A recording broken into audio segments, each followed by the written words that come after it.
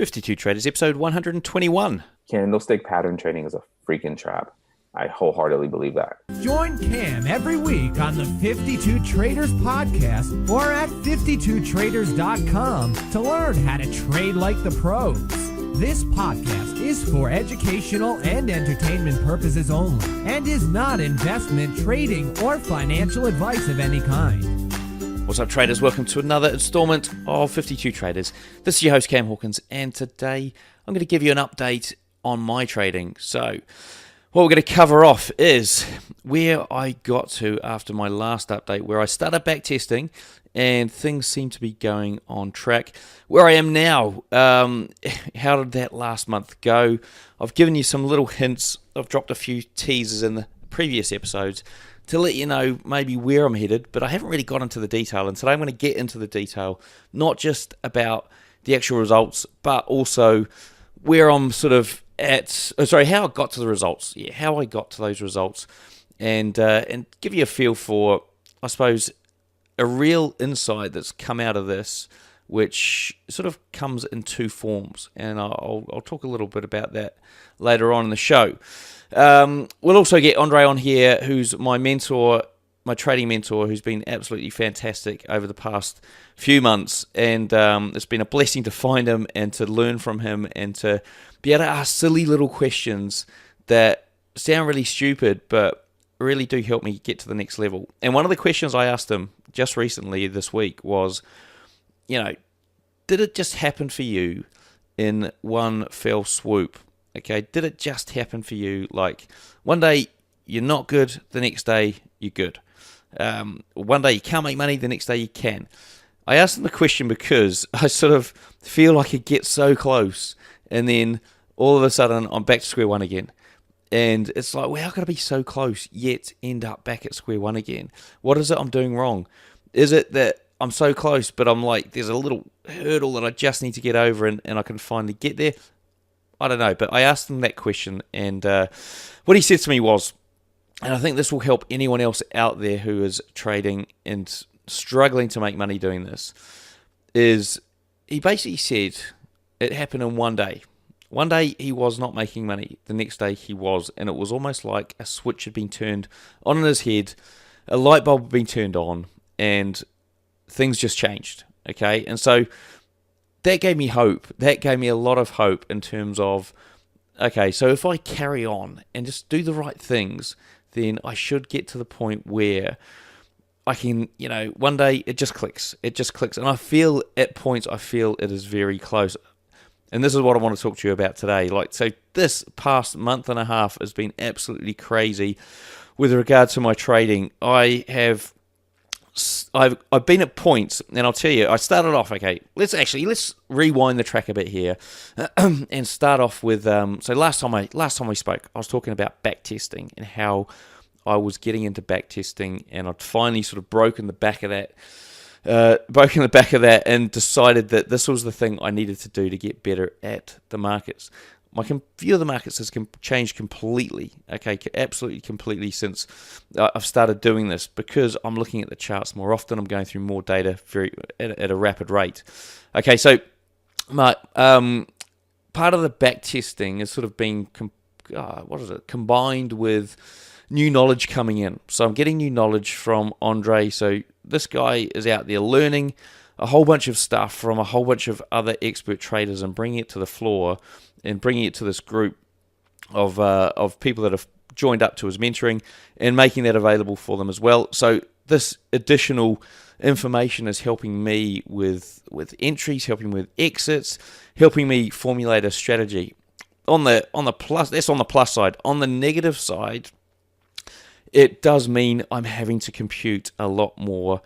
There's a lot more knowledge coming at me at a rapid rate. So for me to be able to successfully take that knowledge and apply it in a short period of time is difficult, okay? It's difficult because it's like that old analogy of, well, not analogy, it's like an analogy like this.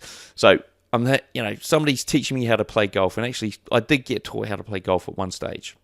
And I think I definitely mentioned golf in my last update. Somebody taught me how to play golf at some stage, back when I was really into it. Now I'm not so much into it. I'll play now and again, and I do okay. But they taught me how to do it, so I did some lessons. And the worst thing they did was they gave me about 20 things to remember when I go to hit a golf ball. Okay, so you can't remember 20 things in the space of a millisecond whilst your swing is happening.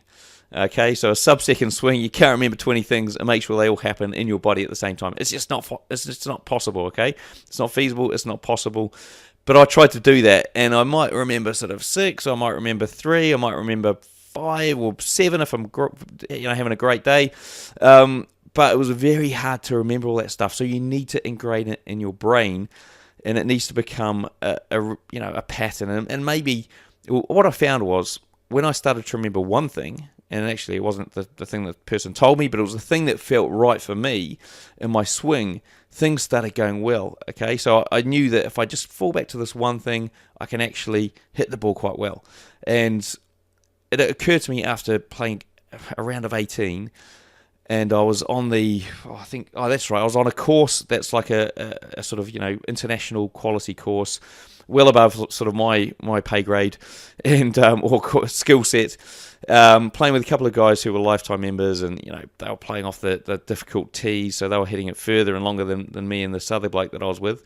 Now this whole round, I could not, for the life of me, get any sort of connection on the ball. I just looked like a muppet. And it wasn't until the 17th hole I'd lost all my balls, and these pro guys were giving me the actual balls they were using to hit with, which was embarrassing in itself.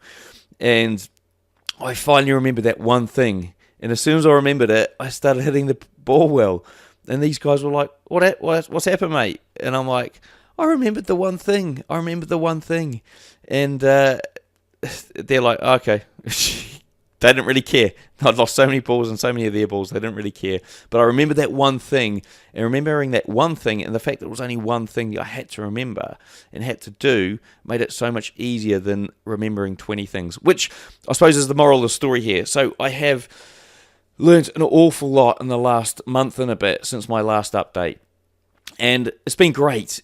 And there's a whole bunch of information floating around, and I'm yet to really spend the time to apply it. So I started to apply some of it. Okay, I started to apply some of it, and what I did was I bypassed steps in the process. Okay, and the word process here is critical and key. Okay, so I started to bypass steps in the process.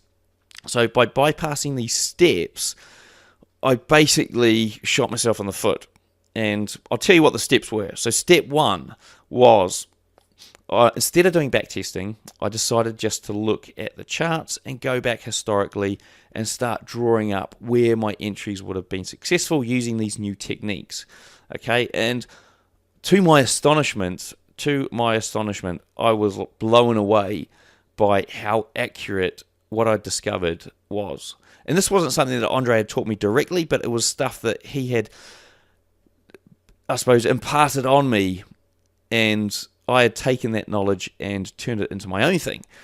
And I thought I'd cracked it. I was literally so excited I couldn't even sleep. I was like, oh my word, this is going to go gangbusters. Absolute gangbusters. So I was showing a few people. Actually, I even showed Jason Baker, who I had dinner with a few weeks ago. He was an ex-guest on the show. The first guest I've ever had dinner with. I showed him as well, and he was sort of looking at me a bit sort of like puzzled, like, okay, I see it, but I don't really get it. And I'm like, okay, maybe that's odd. He doesn't really get it, so maybe there's something that I'm not getting. And I thought, okay, right, I've worked it out. I'm going to put some money in an account, and I'm going to give this a whirl. So I chucked some money in an account, and I was so eager to go ahead and actually place these trades that I decided to do 3 things that I shouldn't be doing. All right, one is trying to trade on something I hadn't tested. Right, so I was trying to trade on the Aussie Yen pair because that was the one that was moving. It was in the Australian Tokyo session, and I thought, okay, the setups here, I haven't back tested on this pair, but the setups here, I can see the setup, and I've drawn the setup a few other times on, I'll go back to this in a second. I could see the setup here, so I was like, right, I'm going to take the trade. Now, took the trade, and it went against me. And I thought, okay, I've seen that before, and I know what to do next. I'll take another trade in the same direction, and this one will go with me. Took the trade, went against me. Okay, on the rare occasion, 3 times this might happen. Took the trade, went against me. 3 losses in a row. I'm starting to get a bit desperate now. And and then I thought, okay, let's just stop. Let's stop because it's not going well.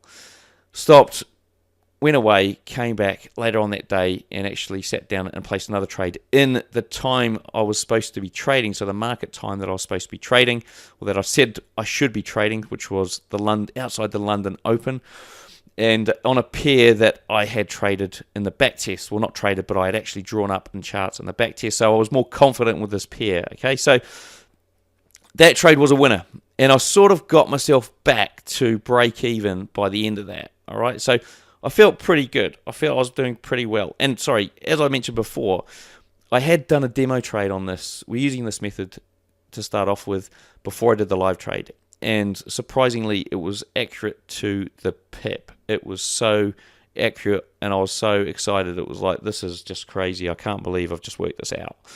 And so what I realized after I started losing these trades is I sort of went back and thought, okay, well, hang on a sec. How have I lost these trades? Analyzed them, which is obviously a good thing to do. Analyzed why I'd lost them, and then I sort of saw that there was a little flaw in my setup. Okay, a flaw that I would have picked up had I been doing the back testing. But I hadn't done the back testing. I'd just gone back in the charts and drawn up where the entries would have been based on what looked good. But what I wasn't taking into account was the detail, okay? The detail of something that looks like it's going to break, but doesn't break and is only just a wick, okay? If you know what a wick is, like if you're looking at a candlestick, it's the bottom or the top part where price made a high in an open and a price made a close and a low. It's those sort of upper and lower Japanese candlestick wicks. It looked like it was going to break, and that's what I was trying to get, was the break, but it didn't break, so I ended up getting the wick, and I was in at a price which wasn't, well, I was in at a point which wasn't the break, and the price would go back against me again, and higher and higher, or higher or lower against me, and I would be struggling, and have to exit the trade, and not happy, so emotions sort of creeping in there as well. So, anyway, long story short, it's not a long story short, it's a long story long, but where did I get to after this? And there's one other big major point in here finding here that I want to share with you guys. So where did I get to after this? Well, so I went back to the drawing board. I sort of, it is that emotional thing as well. I thought, okay, I need to go and back test this, but I didn't get around to back testing it. I got more information about something that looked even better.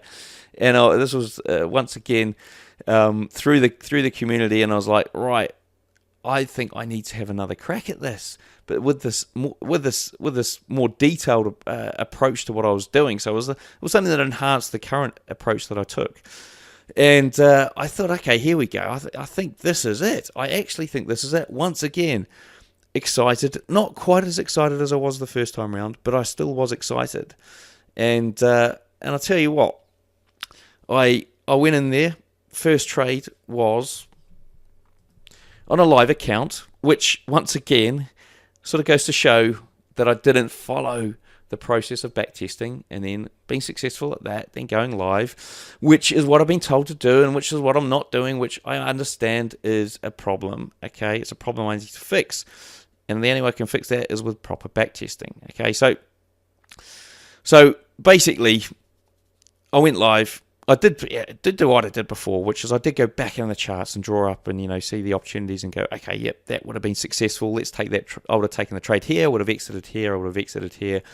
Now, I did that, felt confident, went live, started drawing things up. But once again, because I hadn't done the damn back testing, I didn't know about the little fake outs, the little wicks, the little things that get you tricked out, get you sort of... what's the word? They look like it's your setup, but it's not really your setup. and I've heard this on plenty of shows before, like I think Derek Van der Linde, he's mentioned it on Trading Mental's Match Off, of these setups that look like the setup, but they're actually not the setup. Okay, so it's understanding when something's right or when it's wrong, or working your system or strategy around it so that that's no longer a setup. Okay, so you've got other rules that make it the setup. So because the first trade went against me and I lost this new second setup, I decided that, okay, let me try something different on the live chart, and something different based on some of the other things that I knew. And all of a sudden, my back testing is now happening on the live site. I'm just getting frustrated. I'm losing trades. And where do I end up? I end up basically back where I started, which is in another account, almost, severely depleted, and at points really frustrated with myself, frustrated that there's something I'm missing. I know all this stuff. There's a couple of things that I'm missing, and I think I know what they are. And then the solution to fixing them, okay? And the solution is this is the other thing I wanted to talk to you about today, the solution of fixing these issues, right? So it did actually come about in the episode with Russ Rausch that was just aired last week. Now, this episode, he did talk about one thing which, I mean, you can sort of distill it down into one nice, simple way to look at it, okay? But I do recommend listening to that episode in full, because he goes into it in detail and talks about how you actually achieve this and all the other parts of the puzzle that go with it. So the whole crux of it was focus on the process and not on the outcome, right? Sounds pretty simple. Focus on the process, but not the outcome. Now, if you go back and listen to this, you would have heard me say the word process about 3 or 4 times. That's because the process is the key, not what you're trying to achieve from it. Okay, so the process of going through your back testing, the process of going through the results of your back testing, the process of making sure that you have a trading plan that you're adhering to. Everything is process driven, right? Everything's process driven, not outcome driven.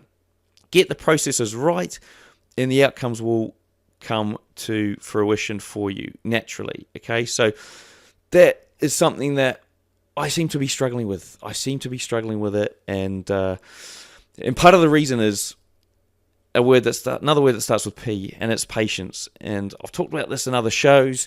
It does seem to be a massive thing with trading, a massive thing. Patience.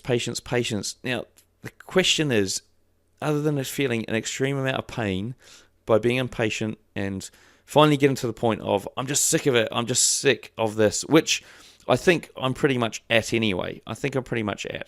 I'm now happy to watch the price run away from me. I'm now happy to watch trades that I would have taken not be taken. I'm now very happy with all these things that previously made me impatient. I realize that, as I'm recording this, actually it's a Sunday, but had I been recording this in the middle of the week, the market would have been active. The cryptocurrency markets are active anyway, but I mean, the market would have been active. People would have been buying and selling. Price would have been moving. I'm not there. It's still going on. Where's the impatience? Why should I be impatient when the market's already going on without me? Okay, so it's a big thing that I need to overcome, and I think I'm getting there very closely there. And then on top of that, the process again. So going back on the process. And look, I'm heading off on holiday. When this goes live, I'll probably be on holiday, or I'm going to push it live just before I go.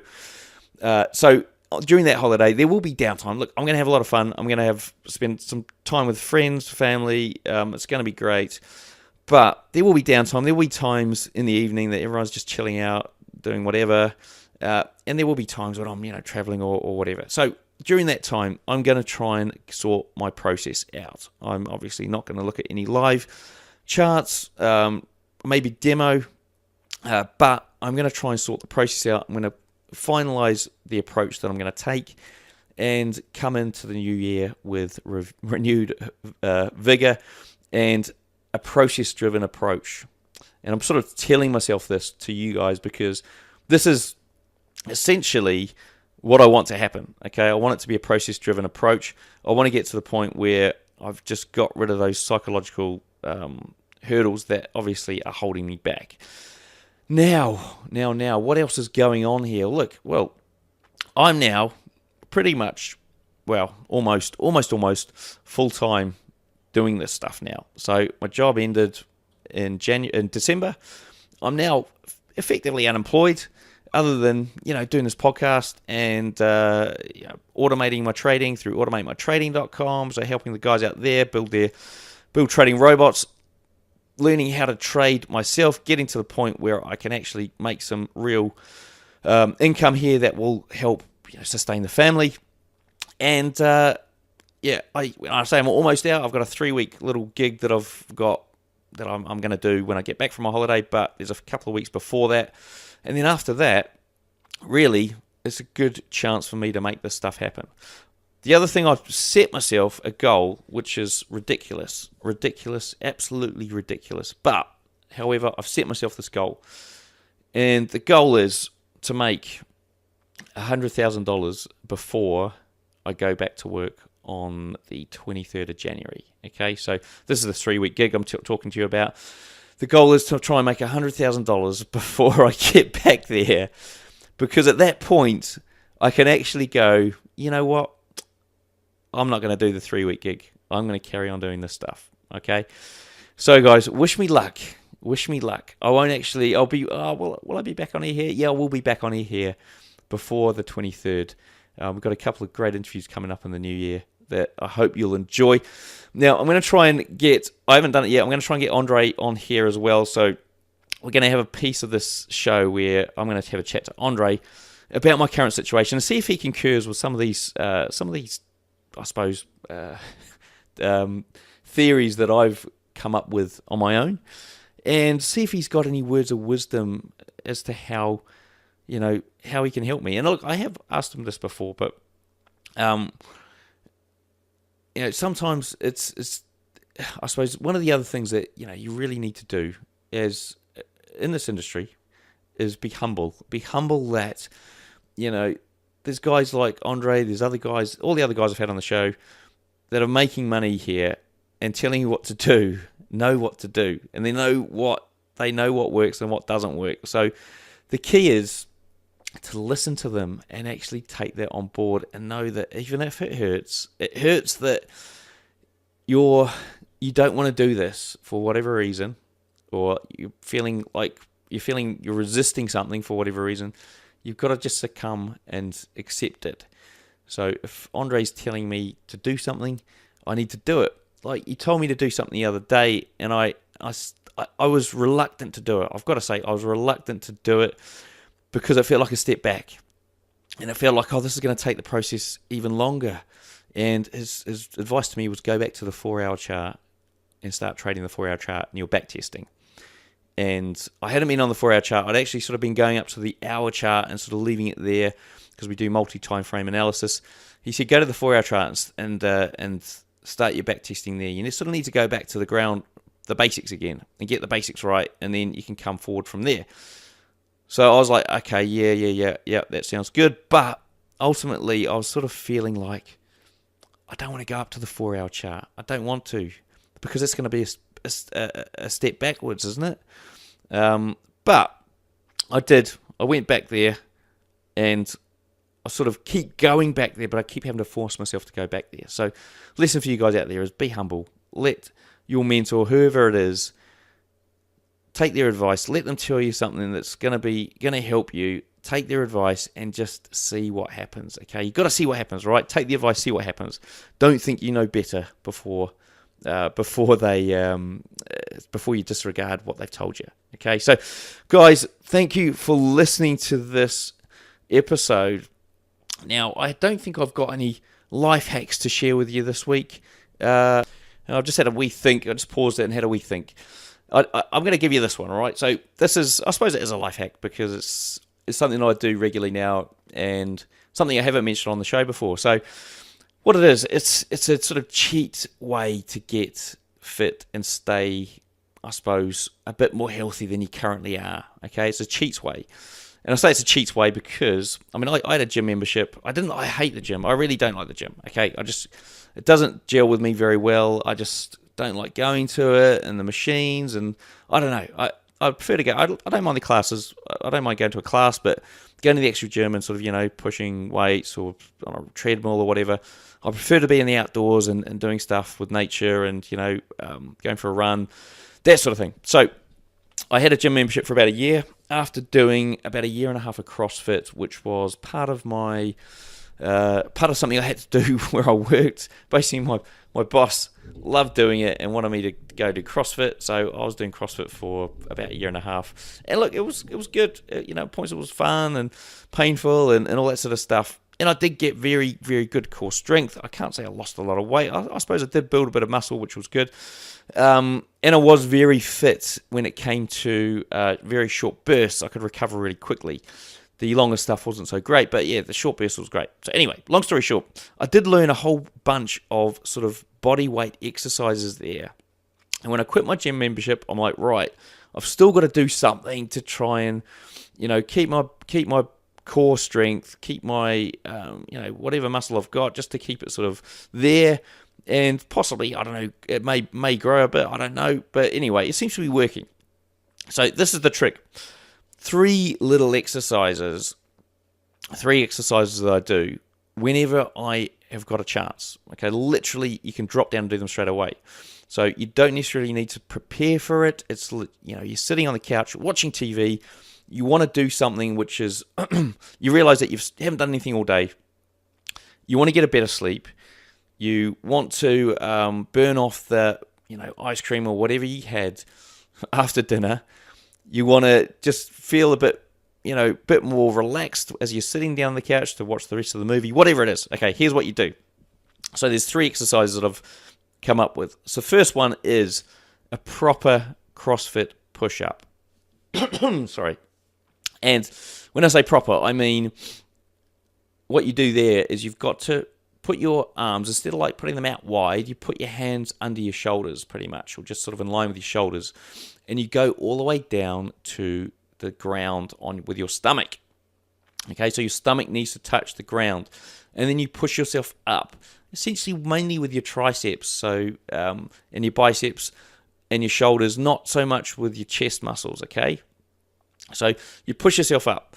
Now, those people who are struggling and have not done this before, I recommend just getting on the ground and starting from the ground and see if you can push yourself up off the ground. Okay, so if you can do that, that's one.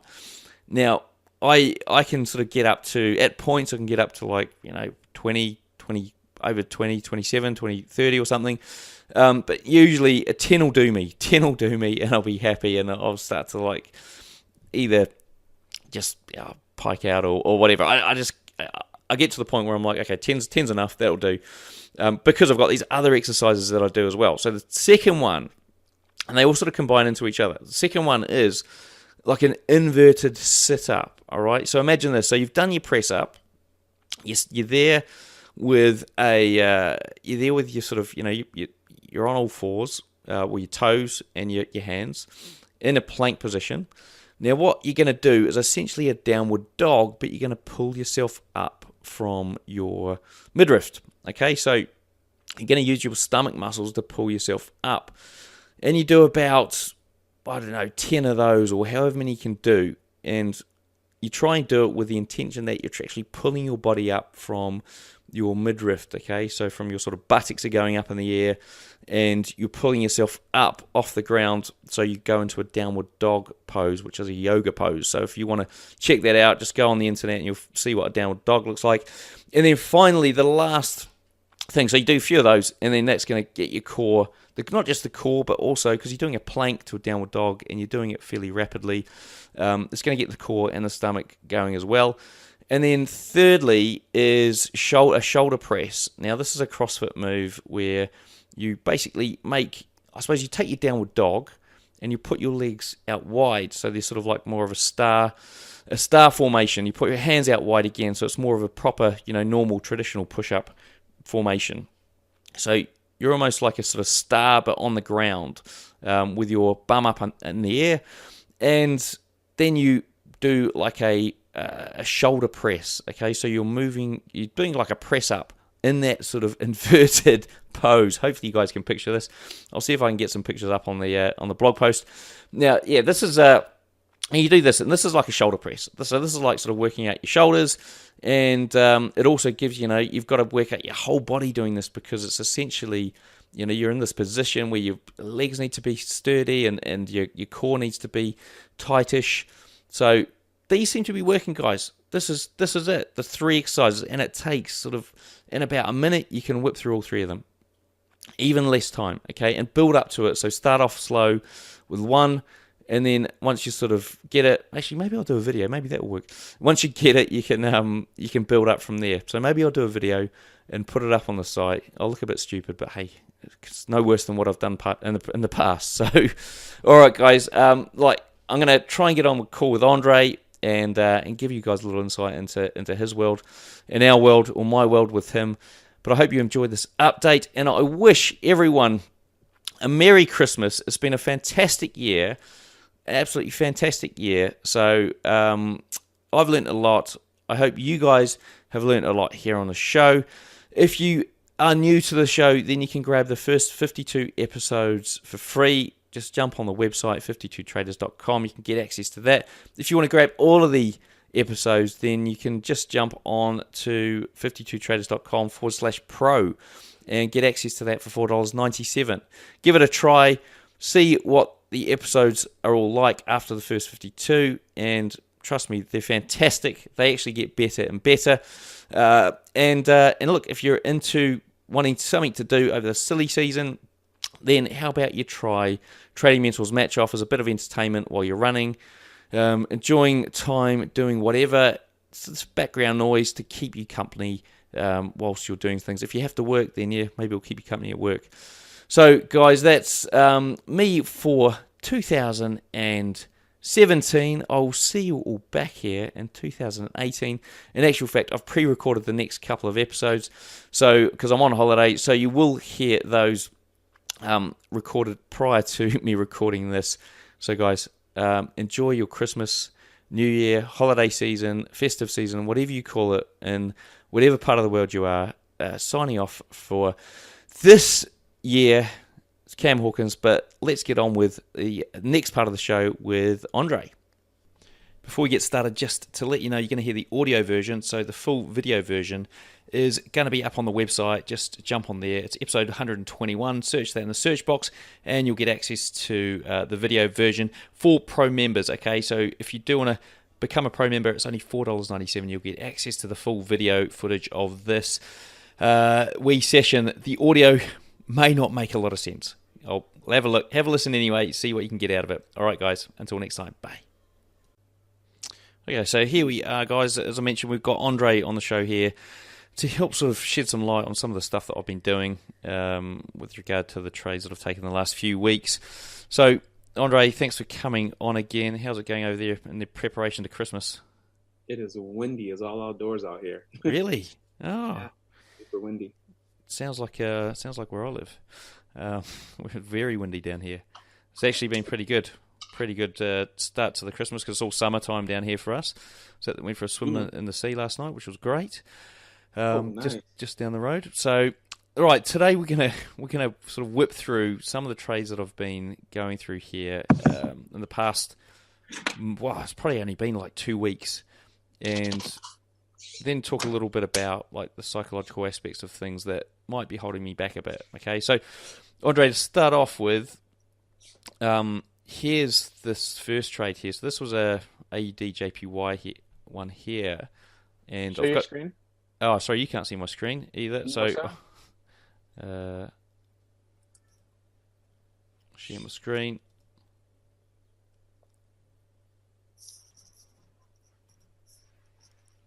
Okay, tell me when you can see it. Here we go. Okay, so this is the trade here, and I'll just mark it out with a trend line. Okay, so entered there, exited there, and you can see my stop was here, and the take profit was down there. Let's just mark those out for people that are just looking at a smaller version. Whoops. Yeah, take profit. Now, that's on the 5-minute time frame, and I think my entry would have been, if I just zoom out a bit. Yeah, so my entry was looking for a break here. I was looking for a break here, and I was expecting it to go lower to this level here. Well, sort of, I thought it would go there, but I thought I'll get out early, and it'll hit that support there, so I'll get out about there. So that's 22 pips, and also it was in the sort of zone here, so it had broken up just above it and then come back into it, and I thought, here we go, Bob's your uncle, this thing's going to go for the ground. What are your thoughts? You can grab a mouse if you want. AJ, so you're on AJ. Okay, Yeah. First thing is I'm actually going to grab the mouse. And bear in mind, I'm not showing. I'm only recording. Just actually before you grab it, I'm only recording from about here to about here. So whatever you do, just make sure it's in this area so Easy that enough. people can see. Easy enough. Okay, improve that. Okay, can you see the mouse? I can see the mouse. Yep. Easy enough.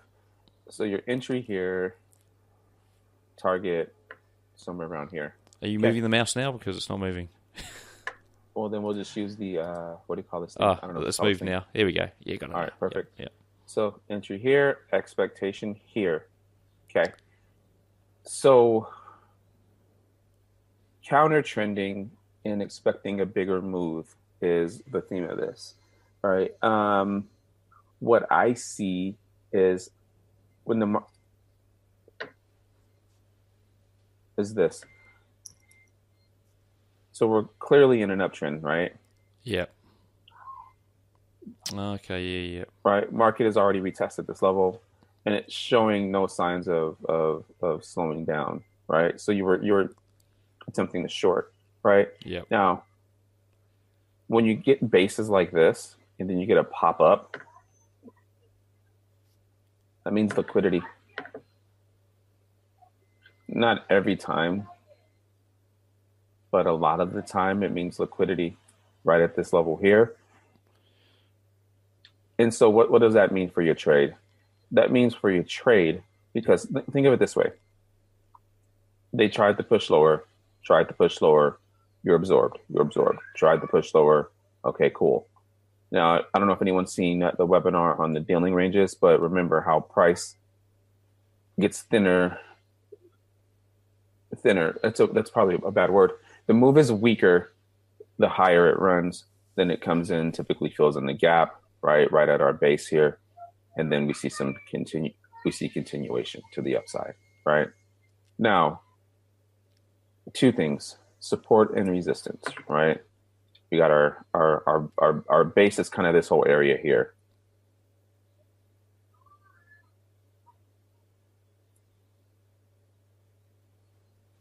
We stopped here, and then we clear the highs, right?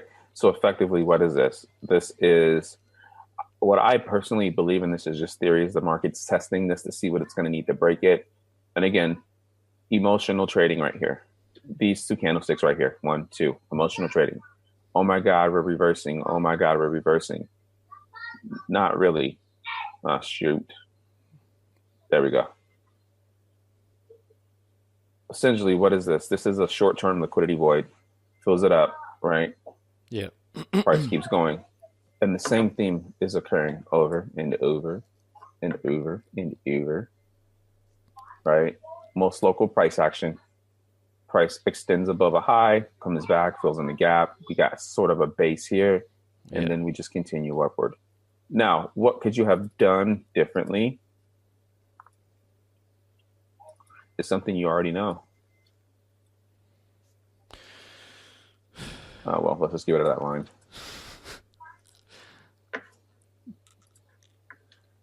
Let's work on the inside of price. There you go. Right. So that would have been your buy trade at that point. Mm-hmm. Yeah. Yeah.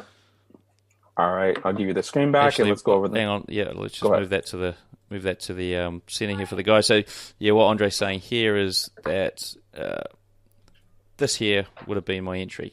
Yeah. So we've got this line. Actually, how do you get that line here so that you know that that's You're just looking for confluence, right? Oh, so you would have stopped on that one there and gone, okay, well, the entry is, if we break above that again, you're probably in about there. Yeah. And again, we can do it on some more local price action, but I think you would have got you wouldn't have got as good of an entry if we did something more local. But we're just looking for confluence and how supply and demand is dynamically injected into the market. And when you work on the inside of price, other than the outside, you get that quicker than you do a traditional trend line.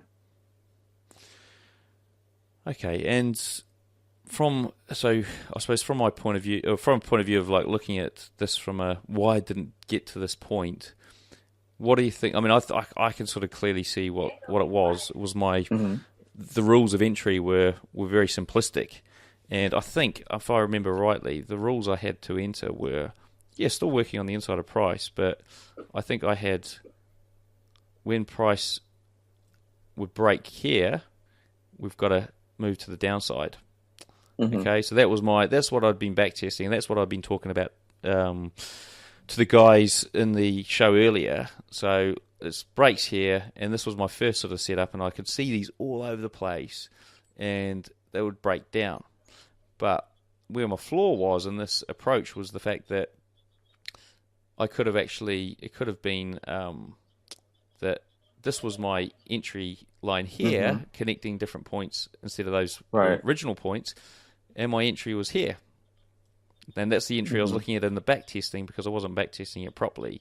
And there is it's a phenomenal entry based on very little other than luck. So or a lot of losses in the meantime. No luck. That's a level of clear demand. You look at the candlestick. Supply or a level where selling's coming into the market. Yeah, it's clear. There's no luck. This stuff adds. Look at the trend line you drew. Look how it just kind of convened with the one I drew. Right. Yep. No coincidence. Yep. Right. And then even if we extend the one that I had out, we'll probably still see a good. I don't want to say reversal point because look, we're still just looking at a 5-minute chart. Yeah. Right. You get a phenomenal point to go against the grain, keep a tight stop, and laugh all the way to the bank, for lack of better words. Okay, so that was one that I got wrong. Let's have a look at one that I got right. So here it goes. I'll zoom in a bit. I'm draw a trend line for the trade, and I might actually make it a different color because beautiful. Just so that the guys can see it who are watching the video. We'll make it red for loss. Or deep pink. Oh. All right. So this is Euro US dollar 5 minute. And that was a sell trade. Take profit was there. Let's just draw those. Use the cross. Yeah, there we go. Okay, because I can't see your mouse on the screen. Okay. Yeah. Okay, yeah, do you want to take control? Yeah, let's go for it. Cool beans. I think it's a beautiful entry, beautiful take profit, right? Because you have... Actually, sorry, it was a profitable one. Sorry, it was a... Yeah, that's beautiful. Hang on. How was it profitable if It was a sell trade, wasn't it? Yeah, market went down off your line. Oh, no. Hang on. Let's have a look. Is that the right trade? I started there and went up.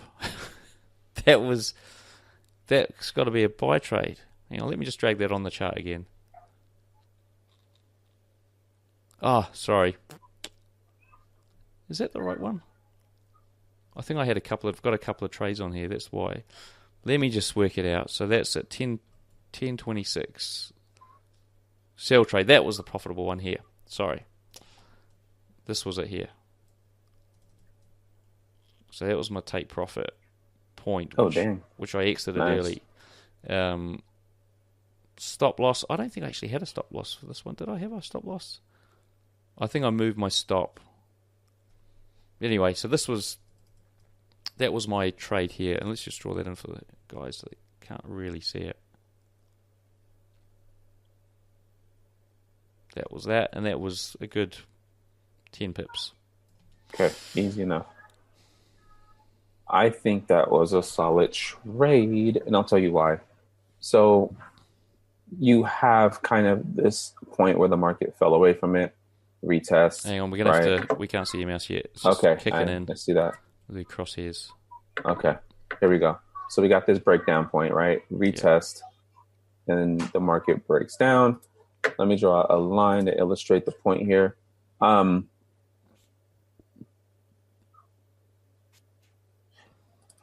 It's almost a classic supply and demand pattern, with the drop, the base, the drop. But again, there's room for supply and demand and price behavior because again, our local lows are used as resistance. We stay closing beneath the lows. Very good price behavior. Until we can work on the inside of price and dynamically come up with a point that would suit you well. So again, all your points of confluence line up, and even your take profit was amazing because you got a base here, you got a base here, to get another run at the high as well. So I think it was solid, low risk entry because look, the market's already clearing. The market's clearing space, right? It's clearing space. Let's just call it what it is. And you stop here, beautiful exit, boom, boom, boom. Didn't hold it too long. And again, you took advantage of the trap, right? Because you see these up candles and everybody's saying, "Oh my God, breakout, right?" Yeah. Think more about the emotion of traders and then think about price behavior, right? And then it may keep you out of a silly trade like it did here, right? I don't know if you're thinking about market emotion. Market's driven by fear and greed, right? And that's why sometimes it's good to be a contrarian, right? But a smart contrarian, because the easiest way to do it would be to go with what price behavior tells you at the moment, and it told you to short, and you had a very good exit point. Yeah, I mean that one there was done at a better time of the day. So you can see here, London Open. So, and I mentioned in the show that I did it, the next trade I did it was at a better time of the day. So it's after London Open, not too close to it, but far enough out. And I did all the analysis. So I actually didn't do the inside trend line thing that I'd showed you before. I basically did the full analysis that I was doing, back in the day when I read the original stuff that you taught me, which was probably more ingrained than the new stuff that I was sort of jumping on. So, taking your time, and it did take a bit of time to get the analysis done. And I think I've got it drawn up somewhere on a trading journal that I've got where I keep a record of this sort of stuff, and what actually my thinking was for the entry, which maybe we can go over later. I can't remember now because it was a while ago, but so that was a good one. Happy with that. Let's have a look at another disaster. They're not disasters; they're learning events. Yeah. Sorry, let's be more positive. Okay, so this one was a buy. Yeah, this was the buy here. Okay, so let's just move that one.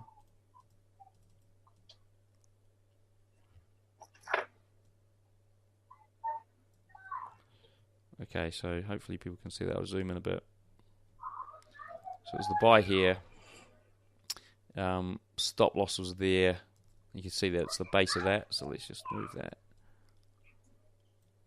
And take profit.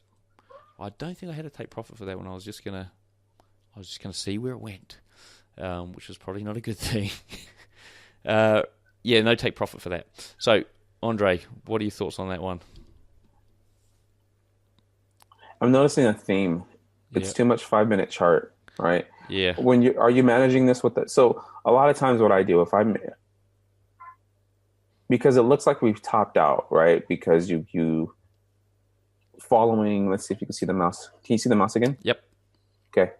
Right. Remember, following from the dealing range webinar, price is weaker the higher it runs, right? So we got this run up and, the escape from the base, what I like to call it, right? In Tokyo, this is Euro USD. It's relative. So this is not a strong base. There is low volume on major dollar pairs in Tokyo. So this base is probably not significant. And again, London Open. So perfect example of the order books opening up. Right, you get your push up for liquidity. The market's nothing more than an auction. Right, you get your auction up, suck in retail traders. Let's buy. No, let's not buy, because we're not letting liquidity settle from the open. And let's see if price behavior holds. Close beneath the low, pull back, and a run, right? Pay attention to, right, because we can even extend this out to come up with this point here. Yeah. Right, and then we can expect some kind of a pullback around this stopping point here. Actually, people can't see that; it's too far left. Okay, there's a price level to the left, right? We expect the pullback at that price level, right? We get it. Price cycles, doesn't break the low, and that's another thing too. Don't get sucked into the breakout to the low. Let the market close beneath this. If it doesn't close beneath this, expect another attempt at a high. And we don't know which high, right? We just kind of have to watch price behavior. And another thing too, let's see if we can come up with a point working on the inside of price. We'll connect it to that low. Actually, it's probably better right here. There we go. All right, this base right here, good touch there, good touch there, good touch there, right? And I'm working on the inside of price, doesn't fail us there.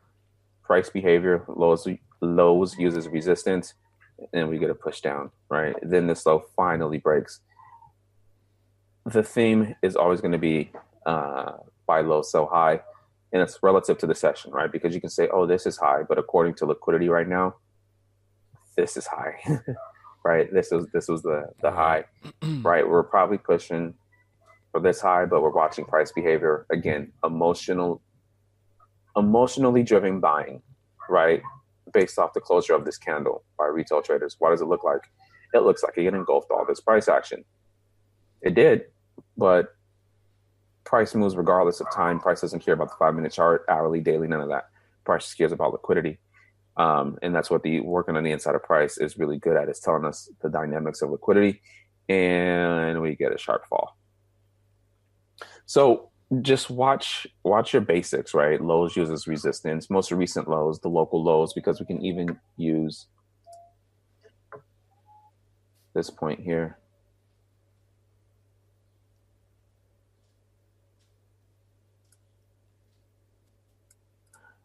And it's something simple, but it differentiates between traditional education and all the bull that's out there about trading. And you get a nice fall away. Liquidity void created, liquidity void is filled, continuation. Yeah. Yeah, it's I mean, I think I know what sort of happened here was because the trade before that, the one you can see up here, was a loss, and frustration kicked in, and that's why I was like probably forcing something to happen at that point, which was only like 45 minutes or something, maybe a bit longer after that. And what's your recommendation on that for, when you do get that loss? What do you recommend? It's part of the game. It's part, like I have a very sports minded mentality. Like, I'm competitive as all outdoors, and it's just part of the game. Even some of the greatest sports teams, right, never went undefeated. It's part of the game. It's part of the business, and it really is just a business. No business has profit every day, right? I know from running my own business that there are some days where you're just like, oh, crap, how am I going to keep the doors open? and there are other days where you're like, man, this is beautiful. I'm a king, but it's part of the game. Define your how many losses you want to take. For me, it's 3, right? 3 losses. I get to my strategy tester and I work out my bugs. Right. And if you're feeling that revenge trade, get to a demo, get to your strategy tester, right? Yeah. The minute you're feeling any kind of emotion, It's not the time to be trading. It's not. Righty-ho. That's, I think, where some of the other things that went wrong sort of fell into. That is, I mean, stuff that, ironically, I've had guys, 90 people tell me, and you still find it, and you find the motivation to do it, to go ahead and take that revenge one. Let's have a look at another one. This will probably be the last. So that was, this was a sell on Euro JPY. So this is the one I'd been back testing on. And let's just draw it in here. Actually. So it's there. So if you can, do you want to take over? That one there, I didn't have a take profit or stop loss on that one. Okay. EJ is best traded on the higher time frames.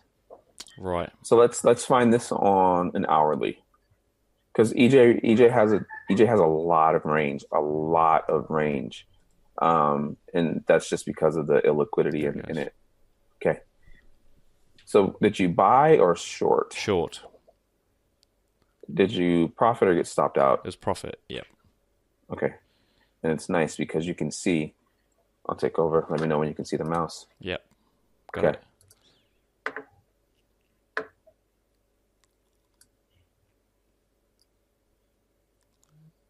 There it goes. I'll move it to the center. What did I do that for? Yeah, it doesn't go any further back. Okay, so it's right there. Okay. Yeah. And then I need to make this make sense.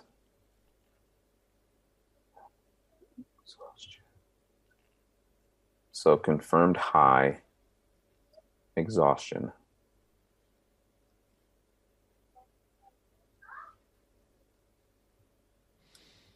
I might actually, thinking about it, I would have done the higher time frame analysis on this pair at that time. And Let's so I look would at have the had time frame. Everybody neglects. Everybody neglects the 30-minute. So let's look at it. Close. Trading on Apple. Trading with Apple products. There you go. It's coming in. There we go.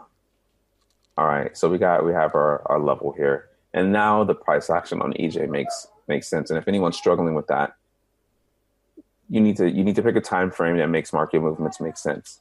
If not, don't trade it. Anywho, so beautiful short. We can tell. They can't see that part of the screen. You just need to move. That's okay because we're going to make it make sense. Okay, cool. Yeah.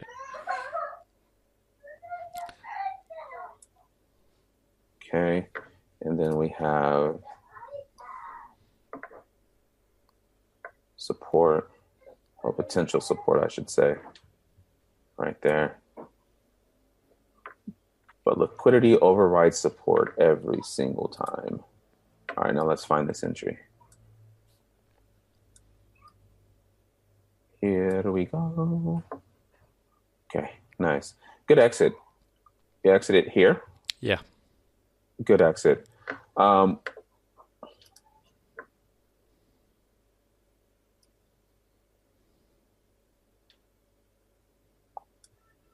This is why it's a good exit. Because you can see demand injections. Yeah, that's what I was right looking there. for. That's what I was looking for as well. So right, let's work on the inside of price. Good exit. Very, very good exit by the skin of your teeth. yeah. But I have one of those this week too. Yeah. Good trade, right? You have base here, right?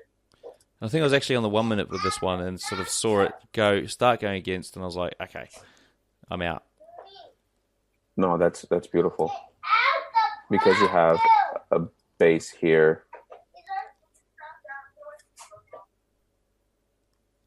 Nice telltale sign, right? And nice exit. I think you executed beautifully. The exit was beautiful too, because we can clearly see demand injected up into an area where we would expect the price to pull back, right? Like we expect pullbacks, right? We don't expect price to go to the moon. It's a zero-sum game. It can't just move in one direction. I think it's beautiful. And even if we extend our I got to stop trading on Apple, but I probably won't. Well, yeah, my That's trend lines have been going funny today anyway, so it's probably it's the magic mouse on Apple. It just does what the heck it wants to do. All right, so let's extend this out. That's our connecting point there, and boom, right? Because again, you can tell you're caught with working on the inside of price. You can tell you're caught in the wrong moves until we come up with our confluence points working on the inside of price. We had our sharp turnaround, or we can call it supply level there. Breaks, retest. We confirm this as a high, at least temporary, and we can follow price behavior. So again, I think what you did was good. I think what you did was really good right here. It's probably very, very good. It's probably. Why don't we do one more losing one? Because I think the losing ones are probably more educational for people.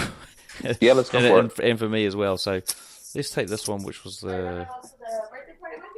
Yeah, we'll take this one. Which was, I'm almost I think, done. The start of the demise. Here we go. Right, so I think people can see that one from there to there. Smack it up. Okay, as a buy. Stop loss here. Take profit here.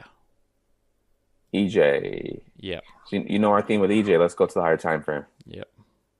Actually, EJ makes perfect. This actually does make perfect sense to me. So no, we don't have to. Okay. So euro versus the yen. You were looking to buy. Market structure. I can see now already. I can see now, which is good. You see I it? can see, yeah. Lower low, right? Yeah, market structure. Yeah. And even though market structure, can you see my mouse? Yep. Market structure can be a trap too, Cam. We've been talking about that too, because supply and demand rules the market, right?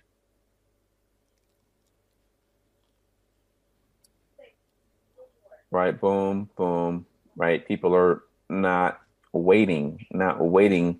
That's the theme of patience, right? Yep. Again, candlestick pattern trading is a freaking trap. I wholeheartedly believe that. Engulfing candle. What's the mentality now? Yeah, set a buy. Exactly. Somewhere in the vicinity. Right, but we have a confirmed high, right? We're not working that way. Let's see if we can come up with some confluence on the inside of price. It's right here.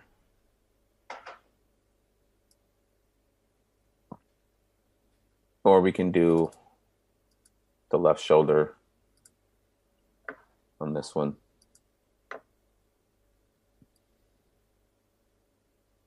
Oh, same thing. I love trading. We can even use this here. Measure it out. Boom. Right, because the market is so temperamental, right? But then we tame it, because now even with this, we're working on the inside of price, right? We're on the inside, the inner workings of price. We're watching. Okay, no break here, no break here. Retest on the back end, working on the inside, and this isn't even really the inside. This is the left shoulder, which is always a good place to go either direction, right? And then we break down. You can use the left shoulder of this to break down. Let's see if we can. We'll use this, and then we'll use that as our connector. Wow. Trend over, confirmed high. Yeah. It's pretty. That's it. That's why it wasn't a buy. Yeah, that's right. That's really it. And the base that they can't see the base. I can just move the screen over. Yeah, that base, right. The base isn't that strong anymore, right? Because we just keep dipping through the base, dipping into the base. Right. Right. We confirm our high. And we're out. We're off to the races, right? We're going to break support and resistance, because support and resistance is secondary to supply and demand. Will always be. And again, working on the inside of price, we come up with the dynamic ways for supply and demand. My suggestion is keep working on the inside of price very methodically, because even if you extended this out beforehand, you get a good you get a good test on the back end. Boom. Nice. Well, look, thank you very much for coming back on air, Andre, and giving us. It is always my pleasure. Giving us a little bit of your magician's touch on. Hey, I'm no magician. I just had good mentors. As do I. All right, guys. So look, if you do want to check out a bit more from Andre, actually, we did a webinar this week, so you can jump over to. Well, actually, it would be last week if you're listening to this the week it goes live. You can jump over to 52traders.com/Andre, and you'll get access to, only for the next few days anyway, you'll get access to that webinar. We might see what else we can do. If you're a pro member, you'll be able to watch this video, which, to be fair, you really need to see this video to make head nor tail of what we've just been talking about, because otherwise it's ridiculous. It's only $4.97. Look, I wish you and your family and friends and stuff a Merry Christmas and a Happy New Year. Andre. Thanks, sir. I'm jealous that you get a warm Christmas. It is cold and windy here. Oh, it's going to get even warmer. We're just about to fly off to Brisbane, so lucky. It's going to be scorching hot in the 30s. Well, 30s for us. I don't know what that is in Fahrenheit, but it's probably like in the 80s, 70s to 80s. But it's triple digits here, so no biggie. yeah, cool. All right, brilliant. Thank you, Andre, and we'll my pleasure. Chat to you later. All right.